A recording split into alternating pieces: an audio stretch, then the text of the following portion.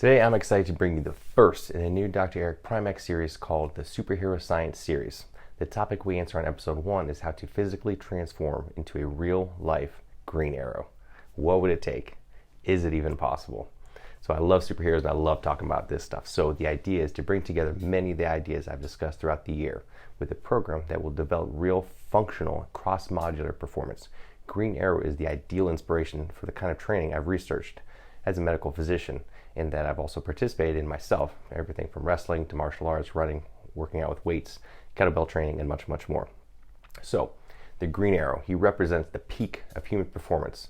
He doesn't have any special superpowers outside of superior training, nutrition, and hormone management, and much, much more. Here's someone that's strong, he's fast, he's agile, extremely intelligent. The aim is to approach Green Arrow as though he were a client or a patient of mine looking for a functional training, hormone and diet program rather than just a general program to build a number of different traits just like the Green Arrow. That is the goal. So I'm going to instead imagine Oliver Queen, aka the Green Arrow, is a real person with a specific set of skills that he needs to develop and maintain, all with an extremely busy business schedule, which he does like most of us do. What's really interesting about to me is Oliver Queen is that he shows multiple skills and tools are better than just one. So a little background on the Green Arrow first. So his real name is Oliver Jonas Queen. He's a wealthy businessman and the owner of Queen Consolidated. So he's also a well-known celebrity, and he uses this position to hide the fact that he's the Arrow, as he's originally called. Sometimes he's shown as dressed like the character. And so in the Arrow, the Green Arrow, he uses his skills to fight crime in his home cities of Star City. So alongside other fellow superheroes, he displays many attributes. So peak physical and mental conditioning, highly skilled martial artist and hand-to-hand combatant, master archer and marksman, expert acrobat, enhanced strength. Look, he's able to pull back and fire that in his arrow with astonishing lengths with his pure muscle force based on a basic compound bow. He's also strong enough to knock out most of his enemies at close range using either his bow or his fists alone, right? Good striking power. So he's also used his own, and he can fly his own airplane called the airplane. So Oliver Queen is perhaps the finest archer he's ever known, developed with a lot of skill and practice. He claims to be able to shoot 29 arrows per minute. Green Arrow has shown the ability to shoot an arrow down the barrel of a gun, a drop of water as it leaves a tap, and shoot almost any part of the human body. Although he aims only to wound and not to kill when he shoots, he once shot 2 arrows down 2 different gun barrels while upside down in a flip while somersaulting off a building. And I'm not going to have you guys do that, but I'm just trying to show you his skills. He also stated that he never misses. He's known to be proficient in several forms of hand-to-hand combat, including judo, kickboxing, karate, and more. He's proclaimed as a martial arts master, has shown the ability to take on 7 people at once. He spent several months dedicating to make himself a better fighter, and he trained with many of the world's finest martial arts teachers. Went through extra special training through Natus as well, the same person who trained at Deathstroke, if you like that, if you know who he is. Okay, let's talk about the training elements. So, now it seems to me that a lot of people are quietly trained to be better fighters. These are not competitive fighters, but regular people who still feel the pressure to be able to defend themselves and just take care of themselves. The reason to lift heavy weights is just so that they could use that strength in a fight. Of course, this isn't the main point. It's more that technique is more important. I much prefer the idea of being strong and just to be more useful. I get more impact from my training than if I need to evade an opponent that I could do so quickly and without tiring, right? So that I could jump over obstacles or lift another person over my back and help them get them to safety, right? So these same skills help you to get to places quickly, help people move out obstacles. And this is why Green Arrow training is something that everyone should concern themselves with. It's very practical, right, for real life scenarios. And in fact, any action hero really is a shining example of this idea. When you see the Green Arrow take on a gang of thugs or chase them across buildings, what's just as impressive as his fighting prowess are his hardcore neurological fitness, reactivity, and stealth reflexes, quick decision making, and conditioning.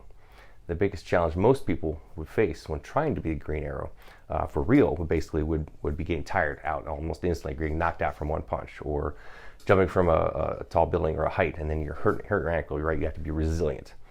Therefore, lifting weights alone won't make you the Green Arrow, and focusing on being tough isn't enough to be the Green Arrow. So it's functional exercises based on specificity.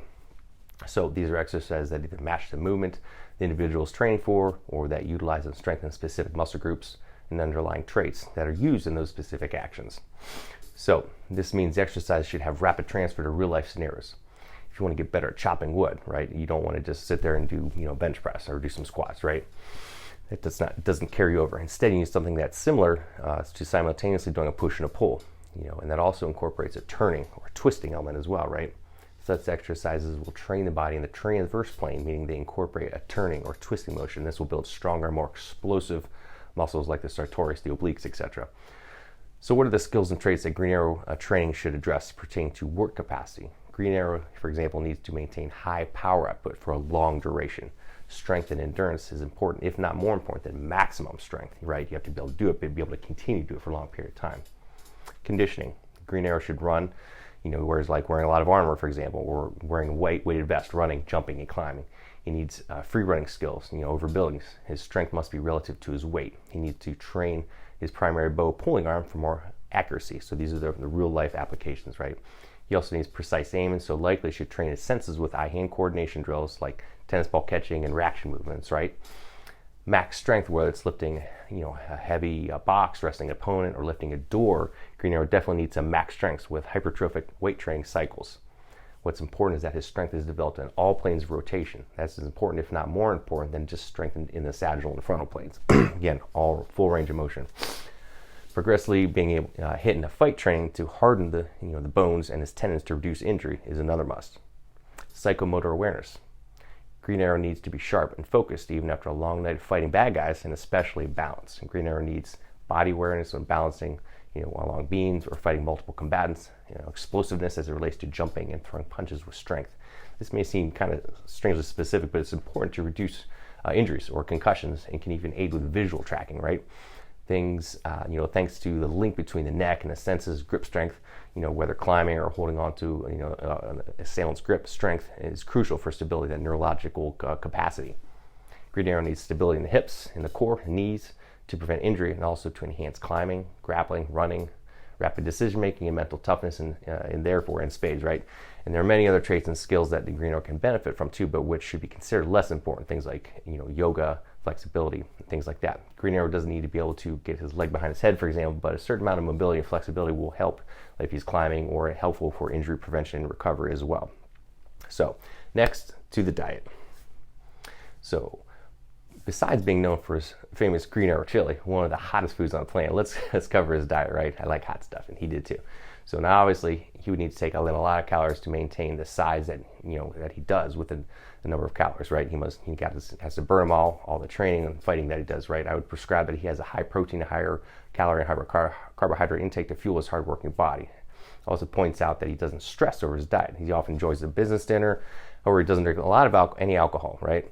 But an example of his daily diet on an average day maybe would look something like this, right? So for breakfast, he might have some oatmeal, some raspberries, a couple eggs, and maybe some tea, mid-morning. Maybe tuna and some rice, or some rice cakes with almond butter for lunch, grilled chicken, sweet potato with some steamed green vegetables, vitamins and essential supplements for an afternoon snack. Maybe he has some whole organic yogurt and some fruit for dinner. And then later he'll have some grilled chicken, fish, or steak with some green vegetables and rice or pasta. Then he goes to bed. Before then, he has a protein shake to optimize recovery. I think that if one was trying to look like Green Arrow, then combining a diet similar to this with a good training routine is actually a good place to start overall. Again, we could tweak that, modify in many ways. Last, let's cover hormone optimization, right? Things like testosterone therapy, etc. A lot of ways I could do it. This is very deep, but if I were to prescribe him a training program, it could go very deep, right? We want to enhance, some of his exploits, his abilities. So we would want to optimize strength, performance, recovery, reaction time, and body composition. We want maximum muscle growth, fat loss, endurance, and just overall maximum performance, right? We also want to improve cognitive capacity, reflexes, reaction time, be able to stay calm when you're in a tough situation. If he's got bad guys coming at us, be able to stay calm and assess the situation. We want to optimize recovery and healing, because of all that intense training and injuries, fighting all those bad guys, right? He has to be able to bounce back. Gut health and optimal sleep will also improve recovery and nutrient absorption when he fuels his body, of course, which will be necessary for maximal growth, performance, and overall muscular hypertrophy. So again, I can go really, really deep on this and do a quick overview. So to start, I would maximize his androgen production with proper use of DHEA, testosterone, pregnenolone, right, for optimal body composition and strength and performance and anti-inflammatory effect. Some of the peptides like C2C, tesamorelin, epimorelin, they would also maximize growth hormone production, recovery, tendon strength, healing capacity, muscle retention, and fat loss. Not to mention, slowing down the overall eating process and maximizing overall cellular energy production, which I talked about. BPC would promote healing, right? Healing of soft tissues of the gut, improve gut health, and overall performance because of his recovery enhancement. MOD-SC is a mitochondrial peptide to provide mitochondrial biogenesis enhancement for maximal energy production and immediate performance enhancement, improvement in muscle strength and endurance capacity. 5-amino-1-MQ will maximize NAD production for energy and recovery, enhance performance, strength, and facilitate fat loss to maintain an ideal body composition. Some of the nootropic peptides like Cmax and C-Lank will provide nootropic support, relaxation, reduce any anxiety, improve reflexes, and calm his mind in order to shoot those arrows perfectly straight, right, without any jitters.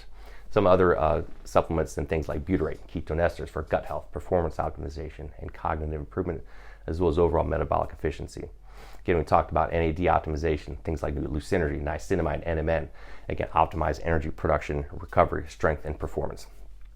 So that's the biggest thing, we want to focus on is strength and performance, recovery, optimizing reflexes, nootropic support, gut health, energy production, and overall recovery, and then of course sleep, right? If you're not, as I tell you all about, you have to sleep to recover. So in summary, it's all about looking at the entire system